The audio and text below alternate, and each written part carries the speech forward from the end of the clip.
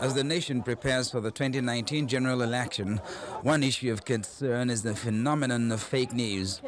You know what he said now about the reputation? At this conference, the British Broadcasting Corporation is advancing strategies to check the rise of fake news in the country. We will be doing fact-checking around claims made during the general election campaign. Our African digital team have been learning the specialist data and journalism techniques needed to deliver fact checks on health, education and the economy. Our staff and partners are receiving more verification training using different apps that show us how to spot doctored images using reverse image searches. Several presidential candidates and media practitioners make up the audience as a panel of discussants highlights the dangers of fake news, especially as the 2019 general election approaches.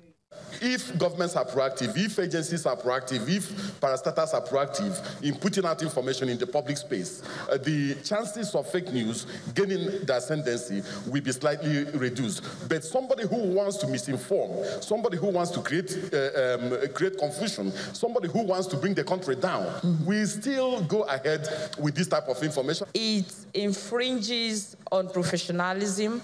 It compromises integrity, name that you've built, brands that you've built over decades. So we make sure that as editors, we fact check. If you cannot prove it, then it cannot even be called a news item. Those who create fake news are sick in the head, and they're also cowards, because they lack the conviction of their own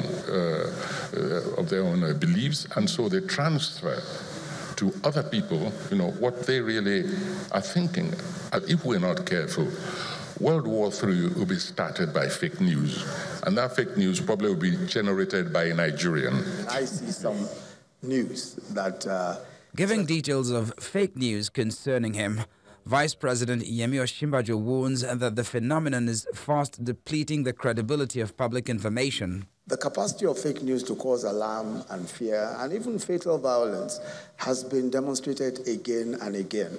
One of the great worries should be, for us, what harm is done to public information.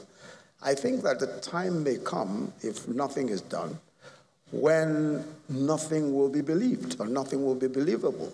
Titled #BeyondFakeNews, the BBC aims at finding ways to address misinformation through events, media literacy programs, and journalistic reports.